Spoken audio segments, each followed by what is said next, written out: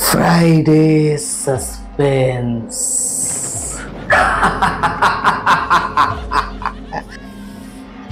শুধুমাত্র মেডিটা লেজেন্ড ওয়াইটি চ্যানেলে। রাত ৯টায় আসবে গল্পের ধারা, রহস্য, প্রেম আর হাসির খেলা সারা। আজকের নিবেদন পিপাসা। বেজে ওঠে কলিং বেলটা। একটু বাদেই লালবাজারের পুলিশ ইন্সপেক্টর বিজয় দত্তকে নিয়ে ঘরে ঢোকে চাকর ভজা। বিজয়বাবু তার ভারী দেহটাকে সোফায় এলিয়ে দিয়ে উপস্থিত এক ব্যক্তিকে উদ্দেশ্য করে বলেন, এক্ষুনি একবার তোমায় বেরোতে হবে। আজ একটা মার্ডার হয়েছে, ডেড বডিটা পোস্টমর্টমে পাঠিয়ে দিয়ে তোমার কাছে এসেছি। চলো একবার, কেসটা তোমায় দেখতে আসতে হবে। কেসটা অবশ্য বিশেষ জটিল নয়, তোমার সাহায্য পেলে বোধহয় খুনিকে হপ্তাখানেকের ভেতর অ্যারেস্ট করতে পারো। প্রাইভেট ডিটেকটিভ সুবীর বোস সপ্রশ্ন দৃষ্টিতে তাকে জিজ্ঞাসা করেন, কে খুন হলো? বিজয়বাবু চুরুটে অগ্নি সংযোগ করতে করতে বলেন, খুন হয়েছে কলকাতার কয়েকটা বিশিষ্ট সিনেমা হলের মালিক বিনয়বাবুর ছেলে মাধব রায়ের ভাইপো। সুবীর জিজ্ঞাসা করেন, বিনয়বাবু বছর কয়েক হলো মারা গেছেন না? হ্যাঁ, মারা গেছেন তো, তা প্রায় বছর দুয়েক হলো। সুবীর বলে, 5 মিনিট অপেক্ষা করুন, আমি তৈরি হয়ে নিচ্ছি। মিনিট 5 বাদে দোতলা সিঁড়ি বেয়ে নেমে আসে বিজয়বাবু ও সুবীর। গেটের সামনেই একটা নতুন মডেলের স্টুবিকের দাঁড়িয়েছিল। বিজয়বাবু সেটাতে দেহ রক্ষা করে সুবীরকে বলেন, আরে তুমি দাঁড়িয়ে আছো কেন, চলে এসো। সুবীর গাড়িতে উঠে পড়ে জিজ্ঞাসা করে, এই গাড়িটা কার? বিজয়বাবু বলেন, মাধববাবু, আর এ হলো মাধববাবুর ড্রাইভার মধু। তারপর মধুকে আদেশ করেন, চালাও মধু। মধু গাড়িতে স্টার্ট দেয়। এক সময় সুবীর বিজয়বাবুকে উদ্দেশ্যে বলে, গাড়িটা দেখছে একেবারে নতুন, কিন্তু এটার প্রতি বোধহয় বিশেষ যত্ন নেওয়া হয় না। একটু পানের পিকও লেগে আছে দেখছি। আচ্ছা, এখন আপনার কেসটার কথা বলুন তো। বিজয়বাবু একটু নড়ে চড়ে ভালোভাবে বসে বলতে আরম্ভ করলেন, মাধববাবুর ভাইপো অমিয়, অর্থাৎ যে খুন হয়েছে, সে নাকি আজকাল রেস টেস্ট খেলতো। পরশুদিন সে মাধববাবুর কাছে 1005 টাকা চায়, কিন্তু মাধববাবু তাকে রেস খেলে অমনভাবে টাকা ধ্বংস করতে বারণ করেন। ও একটি পয়সাও দিতে রাজি হন না। তখন অমিয় বলে, আমার 1005 টাকা লাগবেই, যেমন করে হোক এ টাকা জোগাড় করবই। আজ সকালে চাকর চা নিয়ে অমিয়র ঘরে ঢুকে দেখে অমিয় নেই। সে তখন চায়ের সরঞ্জাম টেবিলের উপর রেখে দিয়ে আসে। তারপর ঘন্টাখানেক বাদে চায়ের সরঞ্জাম আনতে গিয়ে দেখে সব তেমনি পড়ে আছে, অমিয় ঘরে নেই। তখন সে মাধববাবুকে খবর দেয়। মাধববাবু অনেক খুঁজেও অমিয়কে বাড়িতে না পেয়ে সন্দেহ বসে আয়রন চেস্টারের সামনে গিয়ে দেখেন আয়রন চেস্টার লক খোলা, চেস্টের কপাট দুটো কেবল ভিজিয়ে রাখা হয়েছে। তারপর তিনি আয়রন চেস্ট খুলে ভালোভাবে পরীক্ষা করে দেখেন আর সবই ঠিক আছে, নেই কেবল 1005 টাকা দামের দুটো হিরে। এরপর আর কারো বাকি থাকে না বুঝতে যে অমিয় হিরে দুটো নিয়ে সটকে পড়েছে। তারপর আজ সকালেই অমিয়র মৃতদেহ পাওয়া যায় মনুমেন্টের সামনে, কিন্তু তার কাছে হিরে দুটো পাওয়া যায়নি। আমার অনুমান কোনো লোক তার কাছে হিরে আছে জানতে পেরে রিভলভারের সাহায্যে তাকে খুন করে হিরে দুটো নিয়ে পালিয়েছে। সুবীর জিজ্ঞাসা করে, আচ্ছা, অমিয়বাবুর বয়স কত? মাধববাবুর কাছে শুনেছি 20। মাধববাবুর পেশা কি? পেশা কিছুই না, তিনি কেবল বিনয়বাবুর অর্থাৎ অমিয়র বাবার সম্পত্তি দেখাশোনা করেন। শুনেছি আগে মাধববাবুর একটা কি ব্যবসা ছিল, তারপর ভাই মারা যাবার পর তার বিরাট বিষয় সম্পত্তির দেখাশোনার ভার মাধববাবুর হাতেই দিয়ে যান, কারণ অমিয় তখন অপ্রাপ্তবয়স্ক আর মাও বহুদিন আগেই গত হয়েছিলেন। অমিয়র বাবুরা কয় ভাই ছিলেন? বিনয়বাবুর একমাত্র সন্তান অমিয়, তাই এইটুকু বয়সেই শাসনের অভাবে একেবারে উচ্ছন্ন গেছে। আয়রন চেস্টের চাবি কার কাছে থাকতো বলতে পারেন? একটা থাকতো মাধববাবুর কাছে আর একটা থাকতো অমিয়র কাছে। ডেড বডি সার্চ করার সময় এই চাবিটা অমিয়র কাছে পাওয়া গেছে। আয়রন চেস্ট থেকে আর কিছু খোয়া যায়নি বলেছেন? চেস্টে থাকতো কেবল ওই বড় বড় পয়মন্ত হিরে দুটো আর কিছু ব্যবসার দলিলপত্র। পয়মন্ত হিরে মানে? সুবীরের গলায় বিস্ময়ের ছোঁয়াচ। বিনয়বাবু নাকি মনে করেন ওই হিরে দুটোর জোরেই তিনি ধনী ও সমাজের একজন গণ্যমান্য ব্যক্তি হতে পেরেছিলেন। তাই তিনি ওই হিরে দুটোকে বলতেন পয়মন্ত হিরে। হিরে দুটোকে সবসময় ঘরের ওই ছোট্ট একটা আয়রন চেস্টে রেখে দিতেন তিনি। আরো আয়রন চেস্ট আছে নাকি বিনয়বাবু? হ্যাঁ, আরো একটা বড় আয়রন চেস্ট থাকে, সেটা থাকে আলাদা একটা ঘরে। আচ্ছা, ওই বাড়িতে আর কে কে থাকে? মাধববাবুর একমাত্র ছেলে দিলীপ আর এক ভাগ্নে প্রমোদ। তাছাড়া ড্রাইভার মধুও থাকে। আর সব চাকর বাকরেরা থাকে বাড়ির বাইরে বাগান কম্পাউন্ডের ভেতর তৈরি আলাদা ঘরে। দিলীপ বাবু কি করেন? ও এখন 4th ইয়ারে পড়ে। আর প্রমোদ বাবু? তা ঠিক জানি না, তবে সে কয়েকদিন হলো এখানে এসেছে। একটু বাদেই গাড়ি এসে দাঁড়ায় বিনয়বাবুর বাড়ির সামনে। হর্নের আওয়াজ শুনে বেরিয়ে আসেন একজন প্রৌঢ় ভদ্রলোক। পরনে তার শান্তিপুরের ধুতি ও সিল্কের গেঞ্জি, পায়ে হাওয়াই চপ্পল, হাতে একটা সুন্দর কারুকার্য করা শৌখিন ছুরি। ভদ্রলোকের বয়স বোধহয় 50 পেরিয়েছে, কিন্তু তার পেশিবহুল শরীর দেখে মনে হয় তার শোকের চিহ্ন বিদ্যমান। তিনি এগিয়ে এসে বলেন, আসুন বিজয়বাবু, আপনার জন্যই অপেক্ষা করছিল। খুনির কি কিছু কিনারা করতে পারলেন? বিজয়বাবু তার ভুঁড়ির উপর বেলটা ভালোভাবে আটতে আটতে বললেন, একদিনের মধ্যে কি করে কিনারা করব বলুন? তবে এই কেসটা বিশেষ কিছু কঠিন নয়। অমিয় হিরে নিয়ে পালিয়েছিল, কিন্তু তাকে কে বা কারা খুন করেছে হিরের লোভে, তবে একটু কঠিন হলো আসল খুনিকে বার করা। কোনো সূত্রও সে ফেলে যায়নি যার সাহায্যে তাকে খুঁজে বার করা যেতে পারে। তবে আশা করি কয়েকদিনের মধ্যেই ধরা পড়বে খুনি, কারণ আমি প্রাইভেট ডিটেকটিভ সুবীর বোসকে কেসটা হাতে নিতে অনুরোধ করেছি। ইনি সুবীর বোস, আর ইনি অমিয়র কাকা মাধব রায়। উভয়ে উভয়কে নমস্কার ও প্রতি নমস্কার জানায়। মাধববাবু সুবীরকে উদ্দেশ্য করে বলেন, অমিয়কে যে খুন করেছে আমি তার উপযুক্ত শাস্তি চাই। এই জন্য আপনি যত পারিশ্রমিক চান আমি দিতে রাজি আছি। বিনয়ের মৃত্যুর পর আমি অমিয়কে তার বাবার অভাব বুঝতে দিইনি। ও মা বাবা হারা ছেলে বলেই আমি ওকে নিজের ছেলের চেয়েও বেশি স্নেহ করতাম, কিন্তু সেই অমিয়। কথা শেষ করতে পারেন না মাধববাবু। আবেগে তার কণ্ঠ রুদ্ধ হয়ে যায়, শুধু থর থর কাঁপতে থাকে তার লালচে ঠোঁট দুটি। চোখের কোল বেয়ে 2 ফোঁটা জল গড়িয়ে পড়ে। লাল সুরকির রাস্তা দিয়ে এগোতে এগোতে সুবীর বললে, আচ্ছা মাধববাবু, অমিয় কোন ঘরে থাকতো? একতলার ওই কোণার ঘরটায়। সুবীর ও বিজয়বাবুকে নিয়ে মাধববাবু সিঁড়ি ভেঙে 2 তলায় উঠতে থাকে। মাধববাবুকে আবার প্রশ্ন করে সুবীর, ওই শীত পাশের যে ঘরটা, সেটা থেকে থাকেন?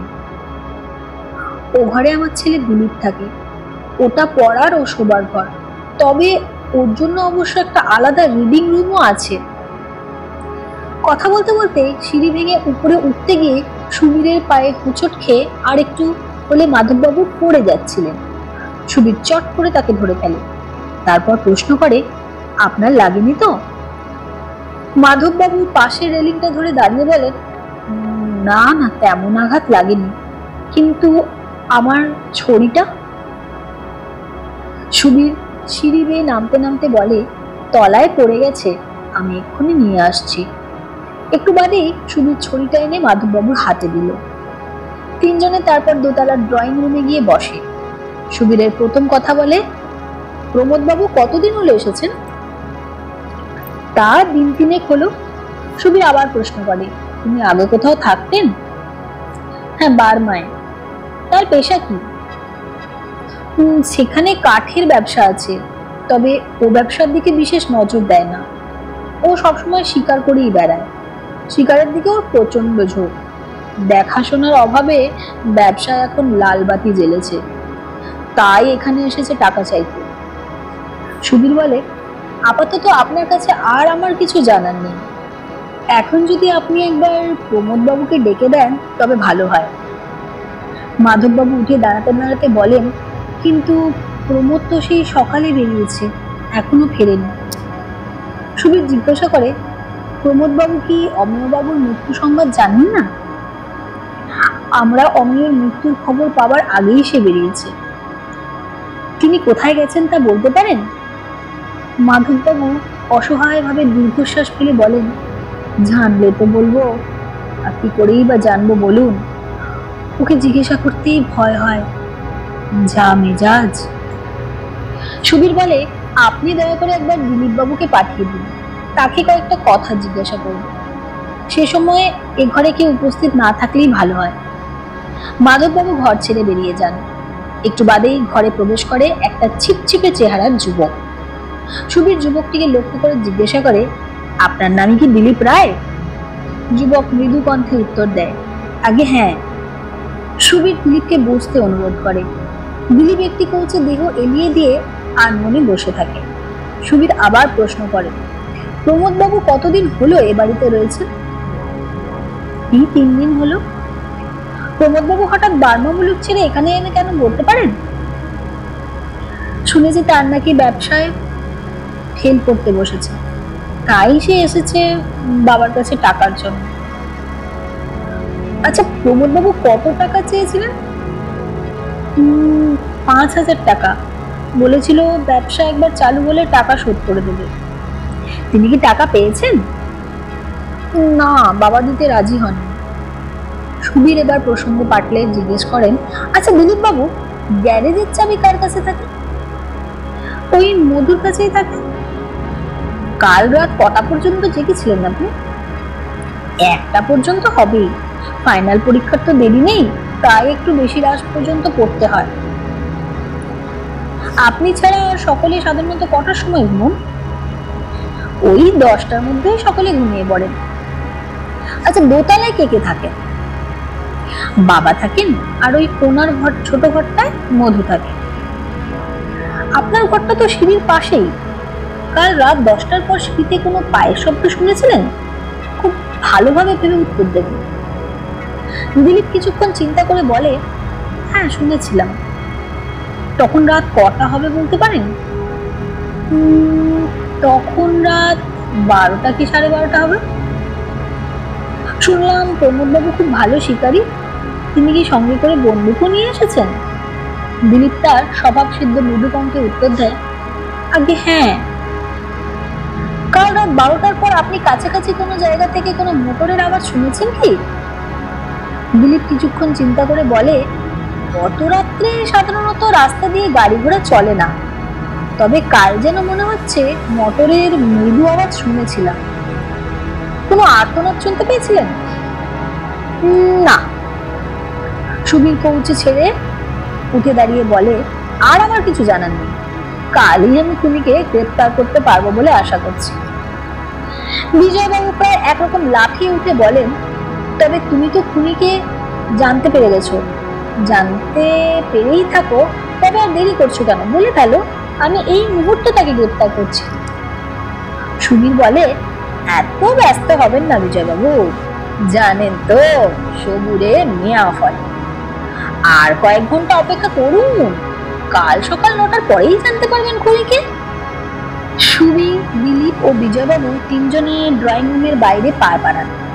এই যে বিজয়বাবু, আপনার কাজ হয়ে গেল? মাধববাবু এগিয়ে এসে প্রশ্ন করেন। সুবীর মধুবাবুকে উদ্দেশ্য করে বলেন, আপনি শুনলে বোধহয় খুশি হবেন যে কালই আমি খুনিকে গ্রেপ্তার করতে সক্ষম হব। কাল সকাল 9টা নাগাদ আমি আর বিজয়বাবু এখানে আসব। বড় বাড়ির সকলেই যেন এই সময় উপস্থিত থাকেন। এখন তবে চলি মাধববাবু। মাধববাবু গদগদ কণ্ঠে বলে উঠলেন, সত্যি কি বলে যে আপনাকে ধন্যবাদ জানাই তার ভাষা খুঁজে পাচ্ছি না। পরদিন প্রমোদের ঘরেই সকলে জমায়েত হয়েছে। দরজার দিকে পেছন ফিরে বসে আছেন বিজয়বাবু। বিজয়বাবুর পাশে দিলীপ। দিলীপের পরনে ধুতি পাঞ্জাবি, উদাস নয়নে চেয়ে আছে সে। জানালার কাছে মিলিটারি কায়দায় দাঁড়িয়েছে প্রমোদ, যেন বিশ্বের কোনো কিছুই গ্রাহ্য করে না, এমনি একটা ডোন্ট কেয়ার ভাব তার। তার পাশে দাঁড়িয়ে আছে ড্রাইভার মধু। একটু তফাতে একটা কৌচে বসে আছেন মধুবাবু। পরনে তার ফুল প্যান্ট ও শার্ট। কৌচের উপর দেহটাকে এলিয়ে দিয়ে আধশোভাবে বসে আছেন তিনি। বাঁ হাতে তার ছড়িটা আর ডান হাতটা প্যান্টের পকেটে। ঘরটার ভেতরে একটা থমথমে ভাব। কারুর মুখে কোনো কথা নেই। নিস্তব্ধতা ভঙ্গ করে সুবীর বলে, আপনারা হয়তো শুনলে বিস্মিত হবেন যে অমিয় বাবুর খুনি আজ এই মুহূর্তে এ ঘরেই উপস্থিত। এ খুনের একমাত্র কারণ তীব্র অর্থ পিপাসা। খুনি আর কেউ নন, স্বয়ং প্রমোদ বাবু। সুবীর প্রমোদের দিকে রিভলভার উঁচিয়ে বলে, পালাবার চেষ্টা করবেন না। প্রমোদ বাবু মাথার উপর হাত তুলে লক্ষ্মী ছেলেটির মতো দাঁড়িয়ে থাকে। সুবীরের কথা সকলেই যেন চমকে ওঠে। প্রমোদ সুবীরের দিকে তাকিয়ে শ্লেষ তিক্ত কণ্ঠে বলে, সুবীর বাবু, আপনি বরং কয়েক মাসের জন্য রাঁচি থেকে ঘুরে আসুন, তারপর আবার টিকটিকিগিরি আরম্ভ করবেন। সুবীর কঠোর কণ্ঠে বলেন, আপনি সবার চোখকে ফাঁকি দিতে পারলেও আমার চোখে ফাঁকি দিতে পারেননি। ব্যবসায় আপনার ফেল করতে চলেছে, তাই এসেছিলেন টাকার জন্য মামার কাছে। কিন্তু যখন দেখলেন যে টাকা পাওয়া যাবে না, তখন আপনি অমিয় বাবুকে খুন করে চোরের উপর বাটপাড়ি করলেন। আপনি শিকারী মানুষ, আপনার পক্ষে দু একটা খুন করা তেমন কিছু কঠিন কাজ নয়। কি বলেন প্রমোদ বাবু? প্রমোদ কিছু জবাব দেওয়ার আগেই মাধববাবু রাগে দুঃখে কাঁপতে কাঁপতে উঠে দাঁড়ান। বলেন, প্রমোদ, তুমি শেষ পর্যন্ত সামান্য কটা টাকার জন্য আমার অমিয়কে খুন করলে? ভাইকে খুন করতে তোমার বিবেকে বিন্দুমাত্র বাঁধল না? ছি ছি প্রমোদ, তুমি এত অধঃপতনে গেছো। মনে করলে তুমি খুব চালাক, হিরে দুটো নিয়ে সটকে পড়বে আর কেউ তোমাকে ধরতে পারবে না, তাই না? সুবীর হঠাৎ এক কাণ্ড করে বসে। আচমকা মাধববাবুর হাতের ছুরিটা একটানে কেড়ে নিয়ে বলে, প্রমোদ বাবু কত চালাক সে আমি ঠিক জানি না, হয়তোবা খুব চালাক, কিন্তু আপনি যে মহা চালাক সেটা ভালোভাবেই জানি। মাথার উপর হাত তুলে দাঁড়ান মাধববাবু, পকেটে হাত ঢোকাবার বিন্দু মাত্র চেষ্টা করবেন না। আর মধু, তুমিও এক বিন্দু নড়ার চেষ্টা করো না, তবে বেঘোরে প্রাণটা হারাবে। কি দেখছেন বিজয়বাবু? মাধববাবু আর মধুকে অ্যারেস্ট করুন। সুবীরের কাণ্ড দেখে বিজয়বাবু একেবারে থ। বার দুই ঢোক গেলে বলেন, সত্যি সুবীর, তোমার বোধহয় এখন মাথা ঠিক নেই। এই মাত্র বললে প্রমোদবাবু খুনি, আর এখন বলছো মাধববাবু খুনি। সুবীর হেসে বলে, মাথা আমার ঠিকই আছে, তবে বাধ্য হয়েই প্রমোদবাবুকে একটু কষ্ট দিতে হলো। সেই জন্য কিছু মনে করবেন না প্রমোদবাবু। আপনার সঙ্গে এইরকম ব্যবহার না করে সোজাসুজি মাধববাবুকে খুনি বললে অ্যারেস্ট করতে গেলে তার হাতে হয়তো আমাদের দু একজনের প্রাণও হারাতে হতো। মাধববাবু আগে থেকেই প্রস্তুত হয়ে এসেছিলেন। তিনি যে পকেটে হাত ঢুকিয়ে বসেছিলেন, এটা আশা করি অনেকেই লক্ষ্য করেছেন, তার ওই পকেটে আছে রিভলভার। তাই পকেট থেকে তার হাত সরাবার জন্য আমায় একটু অভিনয়ের আশ্রয় নিতে হয়েছিল। একটু থেমে সুবীর আবার বলে, অমিয় বাবুকে খুন করেছেন মাধববাবু, আর মাধববাবুকে এই ব্যাপারে সাহায্য করেছিল মধু। না না, মাধববাবু মিথ্যে পকেটে হাত ঢোকাবার চেষ্টা করবেন না। কথা বললেও আপনার ওর মধুর দিকে আমার ঠিকই দৃষ্টি আছে। বিজয়বাবু, আর দেরি না করে চটপট আসামিদের অ্যারেস্ট করুন। বিজয়বাবু মধু ও মাধববাবুর হাতে হাত কড়া লাগিয়ে দেন। সুবীর বলে, এবার মাধববাবুর ডান পকেটটিতে হাতড়ে দেখুন রিভলভার আছে কিনা। বিজয়বাবু মাধববাবুর পকেটে থেকে বের করলেন একটা কালো চকচকে সাইলেন্সার লাগানো রিভলভার। সুবীর আবার বলে চলে, কাল যখন আমি বলি যে আমি কালই খুনি ধরবো, তখন খুনির পক্ষে ভয় পাওয়াই স্বাভাবিক। আর সেই স্বাভাবিক কারণেই আত্মরক্ষার জন্য মাধববাবু রিভলভার নিয়ে প্রস্তুত হয়েই এসেছিলেন। রিভলভার থেকে হাত সরাবার জন্যই বাধ্য হয়ে প্রমোদ বাবুকে একটু কষ্ট দিয়েছিলাম। মাধববাবু যখন সাহস পেয়ে পকেট থেকে হাত বের করে প্রমোদ বাবুকে ভৎসনা করতে থাকেন, সেই সুযোগে আমি মাধববাবুকে খুনি বলে সর্বসমক্ষে প্রকাশ করি। বিজয়বাবু প্রশ্ন করেন, তা না হয় হলো, কিন্তু মাধববাবুই যে খুনি তা তুমি কি করে বুঝলে? মাধববাবুর গাড়িতে কাল সিটের উপর কালচে লাল রঙের একটা দাগ আমার চোখে পড়ে। দেখে আমার কেমন যেন একটা খটকা লাগে। এটা কিসের দাগ? তবে কি এটা রক্তের দাগ? ভালো করে মুছে ফেলা হয়নি বলে ফিকে হয়ে গেছে? তবে কি গাড়িতেই অমিয় বাবুকে খুন করা হয়েছিল? বা অমিয়বাবুর মৃতদেহ এতে বয়ে নিয়ে যাওয়া হয়েছিল? আমি দিলীপবাবুর কাছে জানতে পারি তিনিও পরশু রাত্রে কোনো আর্তনাদ শোনেননি, কিন্তু মৃদু মোটরের আওয়াজ শুনতে পেয়েছিলেন। সুতরাং আমার বুঝতে বাকি থাকে না যে অমিয়বাবুকে বাড়ির কাছাকাছি কোনো জায়গায় হত্যা করা হয়নি। তাকে প্রথমে মোটরে করে নিয়ে যাওয়া হয়েছিল। দিলীপ বাবুর কাছ থেকে আরো জানতে পারি গ্যারেজের চাবি কেবল মধুর কাছেই থাকে। এর থেকে বুঝতে পারি যে মধু খুনিকে সাহায্য করেছিল। এখন আসলো কথা, খুনি কে? সুবীর একটু থেমে আবার বলতে আরম্ভ করে। এই প্রশ্নটা আমাকে কম গন্ডগোল ফেলেনি, তবে এটুকু বুঝতে পেরেছিলাম যে উনি বাইরের কেউ নয়। ভেতরের লোকেদের দিকে তাকালে প্রথমেই যাদের উপর সন্দেহ এসে পড়ে তারা হলেন প্রমোদবাবু ও মাধববাবু। প্রমোদবাবুর উপর সন্দেহ করার যথেষ্ট কারণ ছিল। প্রমোদবাবুর ব্যবসার অবস্থা সঙ্গীন, তাই উনি টাকা জোগাড়ের চেষ্টা করছিলেন। সুতরাং টাকার লোভে অমিয়বাবুকে খুন করা একজন শিকারী হিসেবে প্রমোদবাবুর পক্ষে এমন কোনো কঠিন কাজ নয়।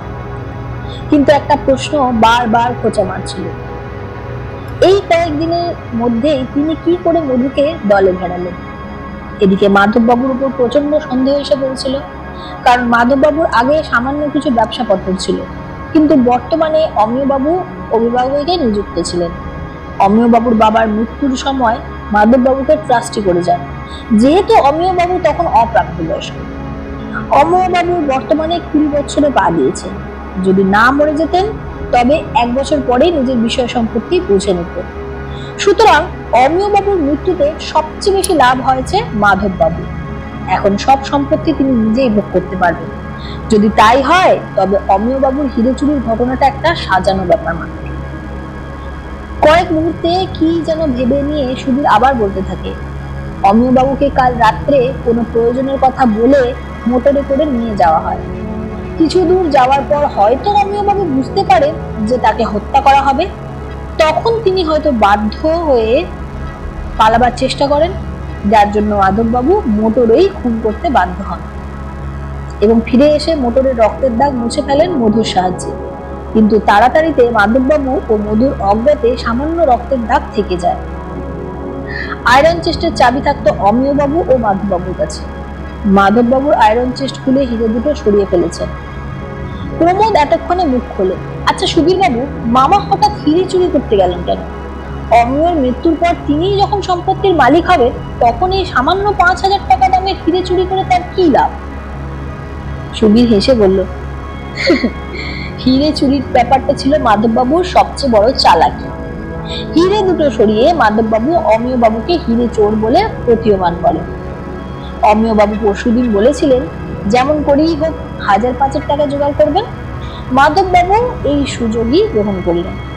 তিনি অমিয়বাবুকে খুন করে আয়রন চেস্ট থেকে হিরে দুটো সরিয়ে ফেললেন। সকলেই মনে করলো অমিয়বাবু হিরে চুরি করে পালিয়েছেন, আর সেই সময় কোনো লোক হিরের লোভেই তাকে খুন করেছে। বিজয়বাবু খুব খুব করে একটু কেশে গলাটা পরিষ্কার করে নিয়ে জিজ্ঞাসা করেন, কিন্তু মাধববাবু হিরে দুটো রেখেছেন কোথায়? সুবীর মাধববাবুর কাছ থেকে ছিনিয়ে নেওয়া ছড়িটাকে অদ্ভুত কায়দায় মোচড় দিতেই ছড়ির মাথাটা খুলে আসে। ছড়ির মুখটা হাতের তেলোতে উপর করে দিতেই দুটো বড় বড় হিরে সুবীরের হাতের উপর ঝলমলিয়ে ওঠে। সুবীর হিরে দুটো তুলে বলে, সেই অপহৃত হিরে। বিজয়বাবু চোখ দুটো ছানা বড়া করে জিজ্ঞাসা করেন, তুমি কি করে বুঝলে ছড়ির ভিতর হিরে আছে? সুবীর হিরে দুটো নিয়ে নাড়াচাড়া করতে করতে বলে, কাল আমি আর আপনি দুজনে যখন এ বাড়িতে আসি তখন মাধববাবুই যে আমাদের অভ্যর্থনা করতে এসেছিলেন সেটা বোধহয় আপনার মনে আছে।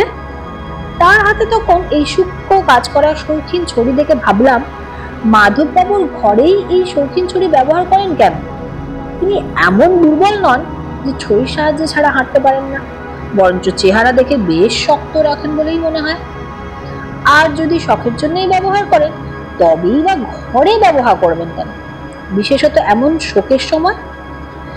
আমার মনে সন্দেহ নাড়া দিয়ে ওঠে, এই ছড়ির পিছনে কোনো রহস্য লুকোনো নেই তো? ছড়িটা পরীক্ষা করার জন্য কাল সিঁড়ি ভেঙে ওঠার সময় আমি একবার ইচ্ছে করে আমার পাটা বাড়িয়ে দিই, যার ফলে মাধববাবু আমার পায়ে হোঁচট খান আর ছড়িটা ছিটকে পড়ে তলায়। ছড়িটাকে কুড়িয়ে নিয়ে আসার সময় আমি একবার পরীক্ষা করে নিই, ছড়ির মাথায় মোচড় দিতেই ওটা খুলে আসে। তারপর আবার ছড়িটা বন্ধ করে মাধববাবুর হাতে ফিরিয়ে দিই। ছড়ির ভেতরে ফাঁপা দেখে এই ঘটনা পরম্পরায় বিশ্বাস করে আমার বুঝতে আর বাকি থাকে না যে এর ভেতরেই হিরে দুটো আছে। সুবীর একটু থেমে বলে, আমার তো কাজ শেষ, এখন আমি চলি বিজয়বাবু। আপনি আসামিদের থানায় নিয়ে যাবার ব্যবস্থা করুন। ধীর পদক্ষেপে দরজার দিকে এগিয়ে যায় সুবীর। Friday suspense.